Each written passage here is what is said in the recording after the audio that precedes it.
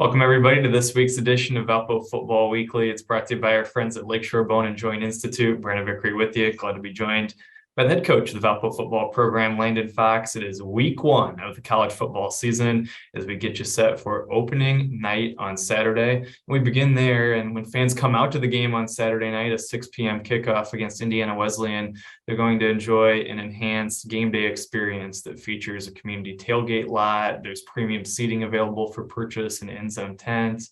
Just what does it mean in terms of seeing the commitment from the university and the athletic department to enhance the fan experience at Brownfield?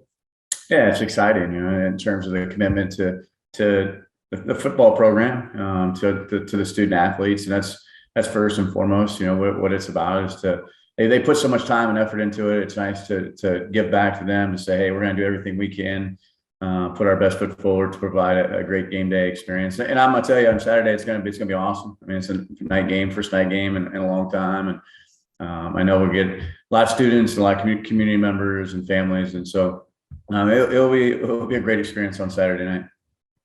Every player that started fall camp with your team ended fall camp with your team. What does it say about the program that in a non-scholarship program, nobody quit during fall camp?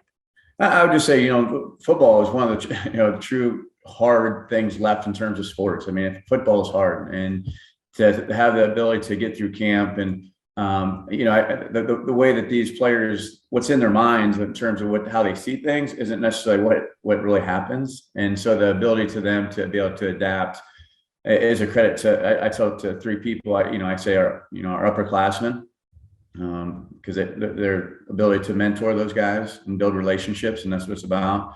To the players, those freshman players, to have the ability to adapt to a new situation. And I say the parents, because I'm sure some of those parents got phone calls and said, yeah, Dad, Mom, I'm not sure. And so that their ability to help us, and because it takes all of us to be successful, it's a partnership amongst all of us to provide the support for our student athletes to be successful on the field, off the field, academically, all of it. And to follow up on that, we talked last week about your program being at a point where it's a player-led program. What does that mean? And kind of tell us about that.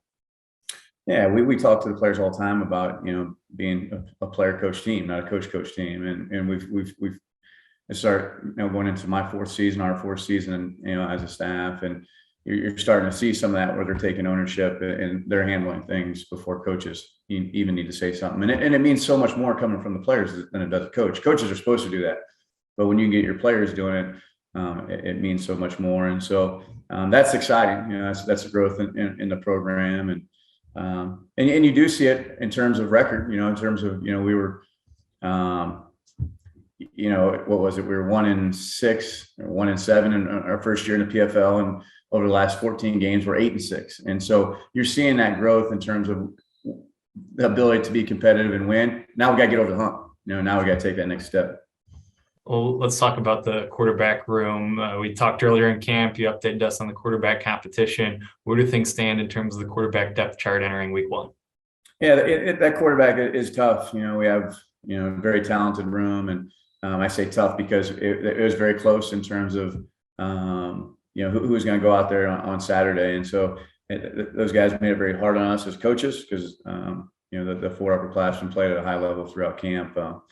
But on Saturday, you'll see Mikey Apple and Mason Kaplan. You'll probably see both those guys go out there and take some snaps. And,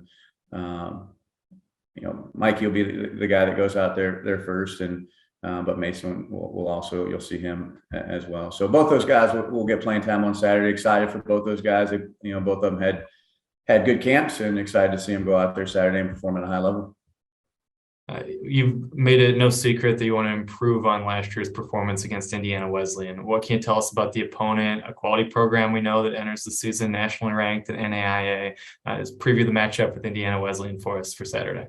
Yeah, when I say that in terms of just they're a good football team, and so just the way you go down 21 to nothing, and then 28 to 3, and just the way it happened, in terms, I just didn't feel like we were ready to play. And I put that up on us as coaches to get the guys ready to play, because they're good. I mean, they're well coached. They on all all three phases: offensively, defensive, special teams, and they have good players. And so from that, I don't take anything away from their ability to play at a high level.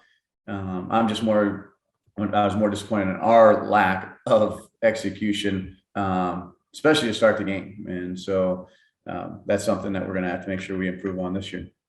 There he is, the head coach of the Valpo football program, Landon Fox. Again, it is a night game at Brown Field on Saturday. A 6 o'clock tip-off. Should be a great fan experience. Great weather expected, holiday weekend, and a chance to kick off the Valpo football season. We'll talk to you again next week on Valpo Football Weekly.